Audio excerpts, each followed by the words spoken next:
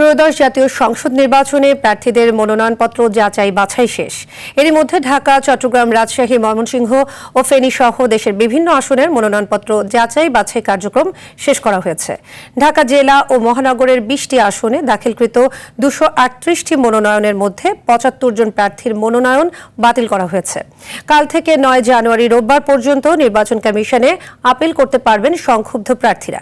প্রতিনিধিদের পাঠানো তথ্যচিত্রে বিস্তারিত জানাচ্ছেন আবরার মাহি। যাচাই বাছাই শেষে ঢাকা জেলা ও মহানগরের 20টি আসনে দাখিলকৃত 238টি মনোনয়নের মধ্যে 75 জন প্রার্থীর মনোনয়ন বাতিল করা হয়েছে। বৈধ ঘোষণা করা হয়েছে 163টি মনোনয়ন। রোববার মনোনয়ন যাচাই বাছাইয়ের শেষ দিন হলেও গতকালই যাচাই বাছাইয়ের কাজ প্রায় শেষ করে বিভাগীয় কমিশনারের কার্যালয়।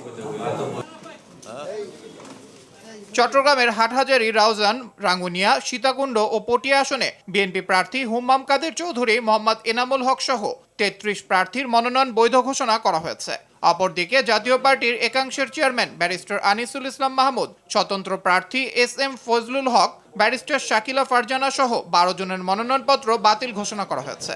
আগামী যে নির্বাচন হবে ইনশাআল্লাহ, এটাতে আমরা অবশ্যই চাইব একটা লেভেল ফিল্ড যাতে প্লেন থাকে, যাতে সকলে সমান সুবিধা পায়। আমাদের অনেক রকম জটিলতা ছিল, আমরা সবগুলো কাটিয়ে উঠে যখন মনোনয়নপত্র সাবমিট করেছি, সব জটিলতা কাটিয়ে আমরা মনোনয়নপত্র সাবমিট করেছি। ফেনী 1 ও 2 আসনে মনোনয়নপত্র যাচাই বাছাই শেষ হয়েছে। ফেনী 1 আসনে বেগম খালেদা জিয়ার বিকল্প ঢাকা মহানগর দক্ষিণ বিএনপির আহ্বায়ক রফিকুল আলম মজনু সহ 14 জনের মনোনয়নপত্র বৈধ ও 8 জনের মনোনয়ন অবৈধ ঘোষণা করা হয়েছে।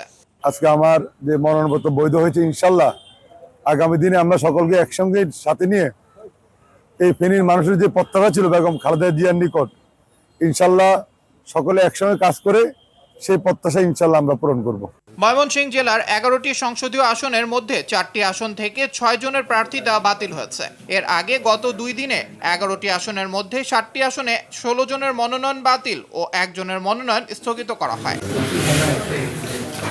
কুষ্টিয়ার 4টি আসনে 33 জনের মনোনয়ন যাচাই বাছাই শেষে 4 জন স্বতন্ত্র প্রার্থী সহ 6 জনের মনোনয়ন অবৈধ ও 27 জনের মনোনয়ন বৈধ ঘোষণা করে জেলা রিটার্নিং কর্মকর্তা। খুলনায় 6টি আসনে জাতীয় পার্টির 2 জন সহ 11 জনের মনোনয়ন পত্র বাতিল ও 35 জনের মনোনয়ন বৈধ ঘোষণা করা হয়েছে। যাচাই বাছাইয়ের শেষ দিনে সিরাজগঞ্জের 6টি আসনের মধ্যে সিরাজগঞ্জ 4, 5 ও 6 আসনে 26 জন প্রার্থীর মধ্যে 7 জন প্রার্থীর মনোনয়নপত্র বাতিল হয়েছে। মানিকগঞ্জে 3টি আসনে 27 জন প্রার্থীর মধ্যে 9 জন প্রার্থীর মনোনয়ন বাতিল ও 18 জন প্রার্থীর মনোনয়ন বৈধতা পেয়েছে। নওগাঁর 6 আসনের মধ্যে 3টি আসনের মনোনয়নপত্র যাচাই বাছাই শেষে 22 প্রার্থীর মধ্যে 15 জনকে বৈধ, 5 জনের মনোনয়ন বাতিল ও 2 জনের মনোনয়ন স্থগিত করা হয়েছে। এছাড়া জামালপুরে 5টি আসনে 19 জনের মনোনয়ন বাতিল ও 26 জনের মনোনয়ন বৈধ। দিনাজপুর 5 আসনে 10 জন প্রার্থীর মধ্যে 1 জনের মনোনয়ন বাতিল। ভোলার 4টি আসনে 31 জনের মধ্যে 7 জনের মনোনয়নপত্র বাতিল ঘোষণা করা হয়েছে। আবরার মাহি, RTV।